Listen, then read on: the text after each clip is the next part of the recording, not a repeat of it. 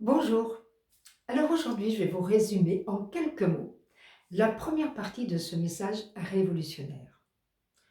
Vous allez me dire, mais qu'est-ce qu'il a de révolutionnaire?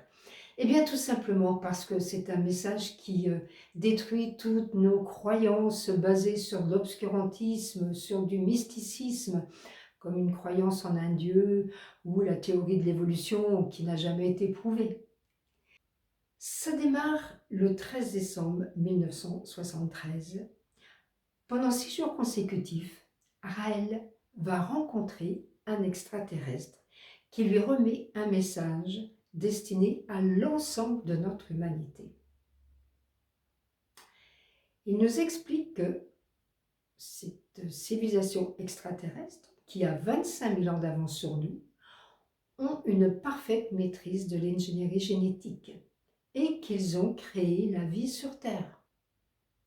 En commençant bien sûr par des êtres simples, unicellulaires, pour progresser dans le domaine végétal, animal, jusqu'à ce qu'ils décident de créer l'homme à leur image. Eh bien, ce que je suis en train de vous dire, c'est écrit dans la Bible, c'est écrit dans les livres à la base de la religion. Dieu ou Elohim créèrent l'homme à leur image. C'est écrit en toutes lettres. Sauf que, à la base, à l'origine, c'était bien le mot Elohim. Alors on trouve encore deux versions aujourd'hui de Bible, celle d'Édouard Dorme et de Chouraki, où on trouve le mot Elohim. Et c'était bien ce mot qui était à l'origine et qui est un mot pluriel, un mot hébreu qui signifie « ceux qui sont venus du ciel ». Ils créèrent donc l'homme à leur image et ils décident de nous laisser évoluer à notre rythme, mais en ayant un regard bienveillant, tout simplement en nous envoyant différents prophètes en différents endroits, à différentes époques, comme je vous l'ai expliqué dans la vidéo sur les prophètes. Tout ça pour tenter de nous aider à être plus heureux, à être plus sages, entre guillemets. Malheureusement, ça ne nous a pas empêchés, le 6 août 1945, d'envoyer une bombe sur les villes d'Hiroshima et de Nagasaki. C'était un signe que nous avions atteint un niveau scientifique très élevé qui nous permettait de contrôler la puissance atomique, la puissance nucléaire, mais en contrepartie, le niveau de sagesse, était loin d'avoir atteint ce niveau scientifique. Donc, c'était un signe par le niveau atteint, le niveau scientifique atteint, que nous étions capables de comprendre. Nous allions passer à une ère nouvelle, ce qu'on appelle l'ère de l'Apocalypse, qui veut dire en fait révélation, venant du mot grec apocalypsis.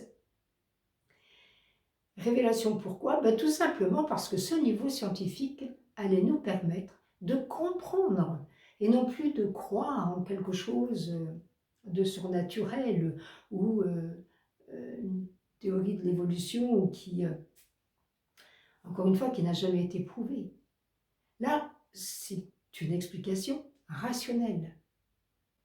Et donc, il nous envoie ce dernier messager en la personne de Raël, qu'ils vont contacter, donc le 13 décembre 1973, pour nous transmettre ce message destiné à nous tous. Alors bien évidemment, Raël subit ce que les autres prophètes ont également subi. Là, ça va être par l'intermédiaire des médias pour le décrédibiliser totalement, lui et son message, parce que ça ne va pas dans le sens des institutions politiques et religieuses. Seulement, si on écoute ce message, à chacun bien sûr d'en faire ses propres déductions, ses propres recherches aussi. Peut-être allons-nous découvrir qu'il s'agit là d'une source d'inspiration pour créer ensemble un monde de paix, un monde d'amour, un monde d'abondance et d'accéder à un autre niveau de sagesse qui va nous permettre, peut-être, de pouvoir accueillir officiellement ces créateurs, les Elohim, créateurs de toute vie sur terre, en compagnie des grands prophètes. Et ce que je suis en train de vous dire là, eh bien là encore, c'est écrit dans la Bible, dans tous les livres à l'origine des religions. Ils reviendront en compagnie des grands prophètes quand les temps seront venus. Eh bien, les temps sont venus. Mais pour cela, ils nous demandent de construire une ambassade.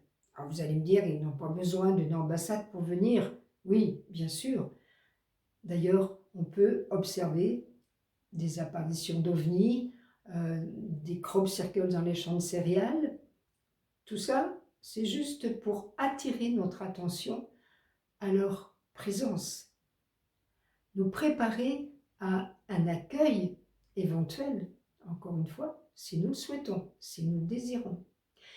Mais le fait de construire une ambassade permet de manifester notre volonté de vouloir les accueillir, parce qu'ils ne viendront pas si nous ne sommes pas suffisamment nombreux à désirer cette rencontre officielle avec tous les peuples de la terre. C'est pourquoi d'ailleurs ils nous ont demandé à ce que cette ambassade soit construite sur un terrain d'extraterritorialité pour ne pas privilégier un pays plus qu'un autre.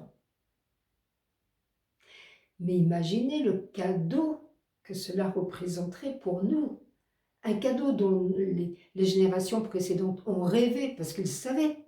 C'est écrit, encore une fois, dans la Bible et les livres à l'origine des religions. Ils savaient que ce jour viendrait.